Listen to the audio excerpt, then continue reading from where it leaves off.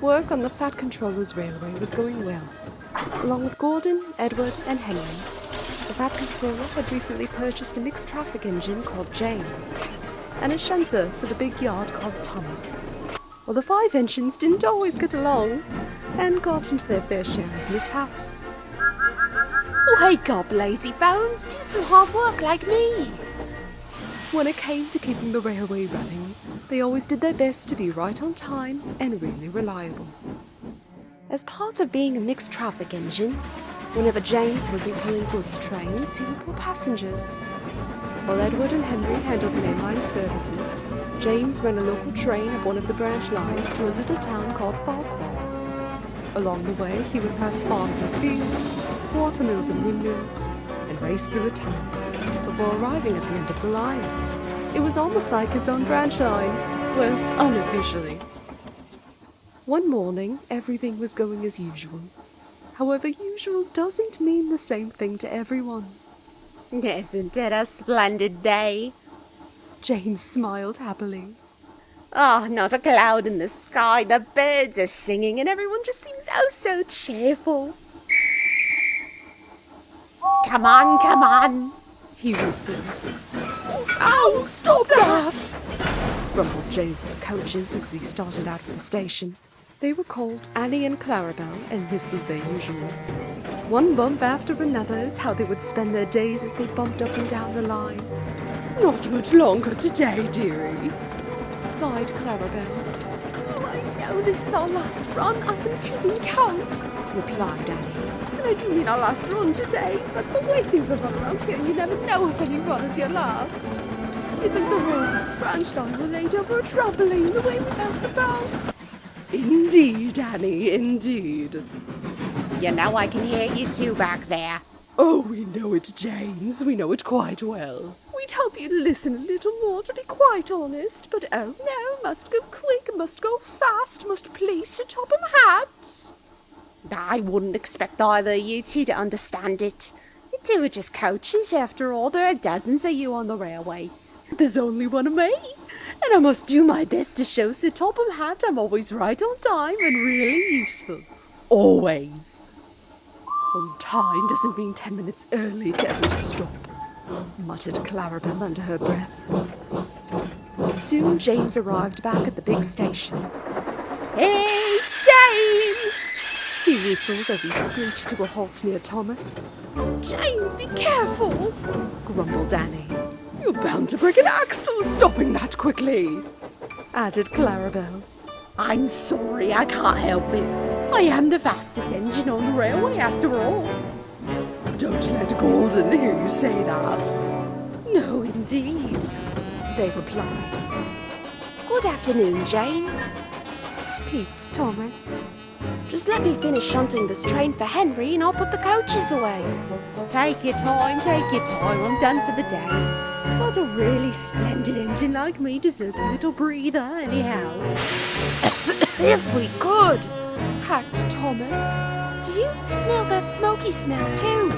Like something's burning? No, I don't. Not really, anyway. James gulped. Nothing out of the ordinary. You're probably just not used to the big yard yet. Lots of strange smells coming in and out is all it is. That's odd. I didn't notice it until a moment ago. Must be something on Henry's train. That's certainly it. Anyhow, no need to wait for me. The coaches are yours. I'll be off now. Goodbye. Well, you heard him, chuckled Annie. Well, yours apparently. I suppose we can't get to the sidings on our own. Just one moment. Every train needs a brake van. Even yours, Henry. Edward taught me that. It's dangerous to go without one. Here we go. And there you are, Henry. You're ready. Now I'm coming, you two. At least we know someone who would shunt us properly. Indeed, sighed Annie as the coaches finally shut their eyes for a little rest. The next afternoon, things weren't much better. Gordon's fire had given the engine crew great difficulty, and Henry was on the far side of the island with a goods train. So that left James to take the morning express. Be careful with my express, little James. Passengers aren't one to like being bumped about like common trucks. As if you know anything about trucks.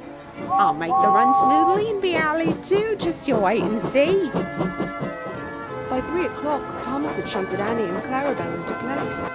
It was nearly time for their train, but James was nowhere to be seen. Typical, just typical. Fussed Annie. And he said it'd be early too. Pwah. The passengers waited and waited, growing more and more restless with every passing minute. I'd offer to take the train, Chuckled Thomas. but the Fat Controller probably wouldn't appreciate that after last time. We'll have to call for Edward, said the station master. But before they got the chance, there was James whistling into the station, returning with the express. Talk about a splendid run. Let's hope that wasn't a one and done deal. The express would greatly benefit from having me as its permanent engine. Ha! As if, little James, chuckled Gordon as he arrived for the evening run. Now move aside and give back what's rightfully mine. Why should I? I'm sure the passengers greatly preferred me to you. Because unlike Gordon, Whistled Thomas. you're quite late for your next train. Ahem! Hurry, hurry, hurry, right, Gordon? Ah, right. Coming, dearies. By dairies, I mean beach huts. To make up time, James had to rocket along like he never had before. Annie and Clarabel thought for sure they were done for. I'd rather arrive late in one piece than be shattered into a million pieces in some field and still be late. But James wasn't listening. As he arrived at the first station, he was travelling so quickly he shot well past the platform. So much for making up time, Grumbled a passenger as James reversed back to the platform. Sorry, I just finished pulling the express and forgot where I was for a moment. Blech. Bleh, indeed. There's the same smoky smell from the last station. You'd think they were trying to burn down the whole railway with whatever's giving off that stench. James pretended not to hear the passengers. Once everything was ready again, however, the guard's whistle blew and James was off once more. Though nothing had changed for Annie and Clarabel, the rest of the ride was more of their usual. By the time they reached the end of the line, the two coaches were feeling awful. And Annie had gained a new squeak. What's that back there? Asked James. I knew you two were old, but I didn't think you were infested with mice. How dare you! You've given poor Annie here a loose axle is what you've done. And my coupling feels loose. It's not my fault you two dainty carriages can't handle the speed of Sodor's fastest express engine. And they really couldn't.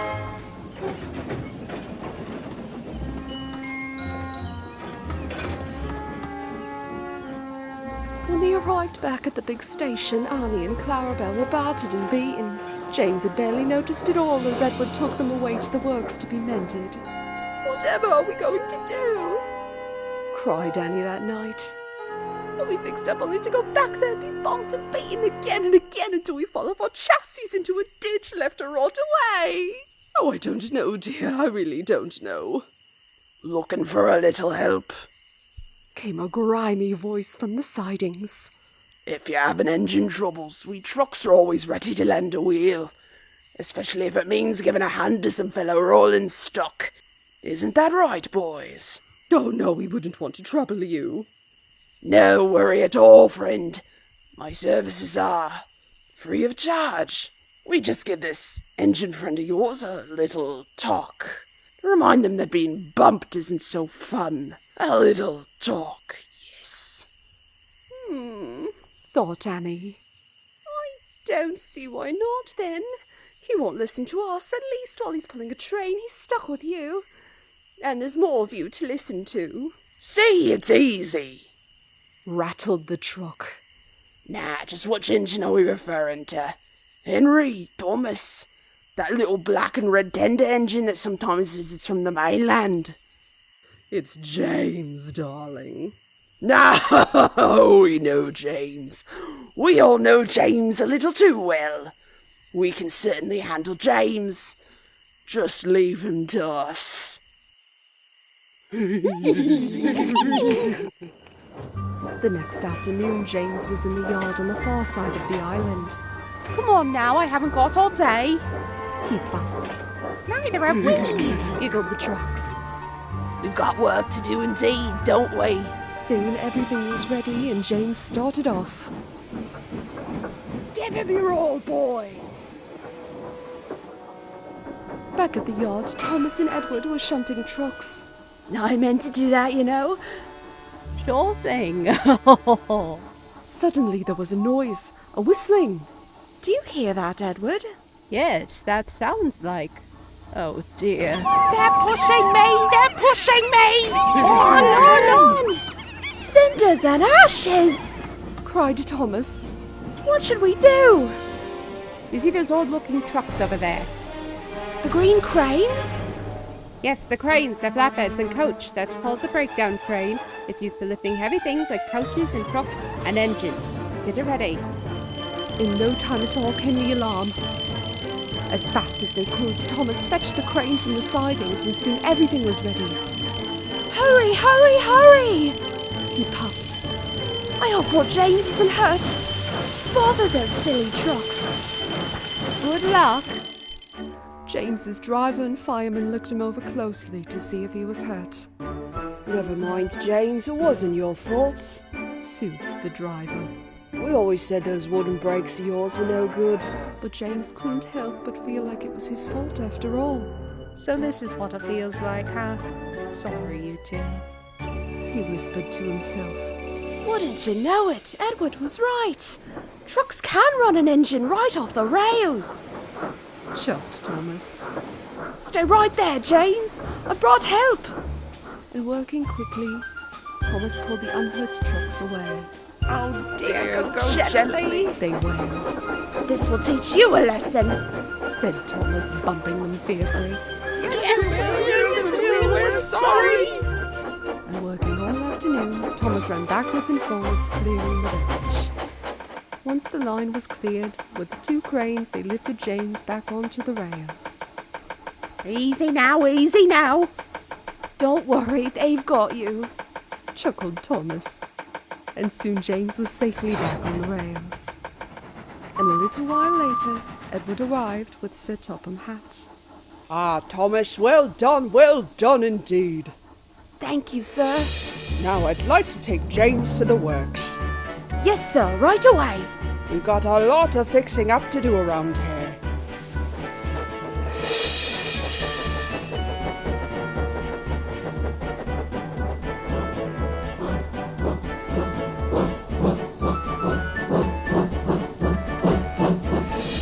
Oh dear, what happened here?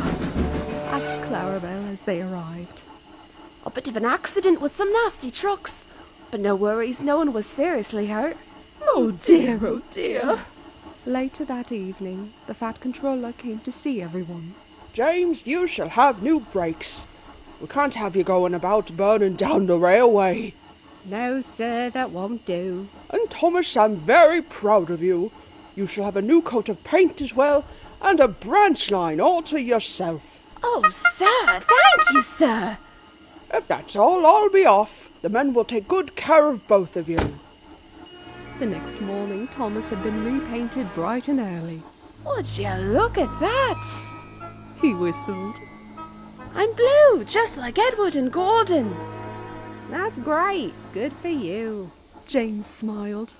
Also, Thomas, where are Annie and Clarabel? They were here last night. Not sure.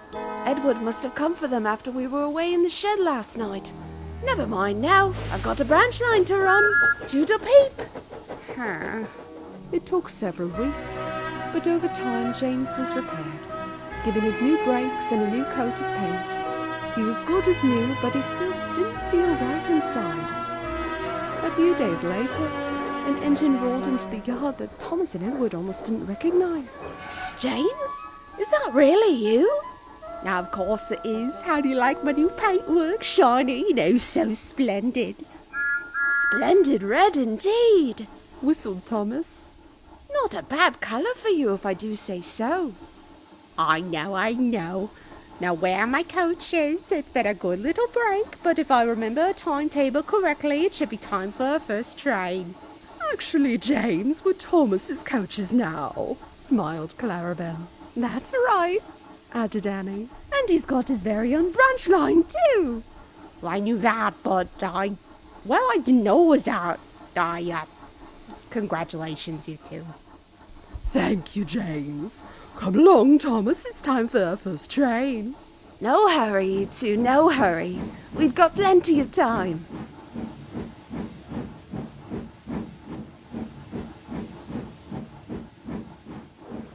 Anything to declare over there? Nah, they'll do just fine. Just fine indeed. Now Annie and Clarabel are as happy as can be, running the branch line with Thomas. They run backwards and forwards with Thomas all day, and their journeys are as smooth as can be.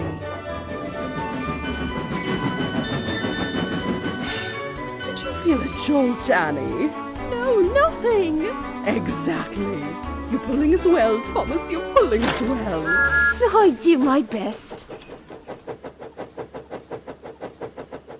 But one night, they were alone in the sheds. Evening, you two. Everything been going well on our old route? Going swell, replied Annie. That's good. Look, before with me and always bumping you two around, I wasn't trying to. I just wanted to make sure we were on time and not get in trouble with the Fat Controller. Well, that's no excuse. I know, and I'm sorry. I'd say it won't happen again, but that seems like a given now that Thomas has our old line. And he's pulled us ever so smoothly, too. And Annie, interrupted Clarabel, we're sorry about your accident. We spoke to those trucks the night before. We didn't know they'd do something like that. Well, James chuckled. can't say I didn't have it coming. And you certainly did, didn't you? Yeah, well, I'm glad everything worked out. You two and Thomas will make a great pair. Imple and you is just a certain look to it. You'll do great together. And James, if you mishandle us again, we may have to give a little talk of our own. But between you and me, Annie, I think we'll be just fine.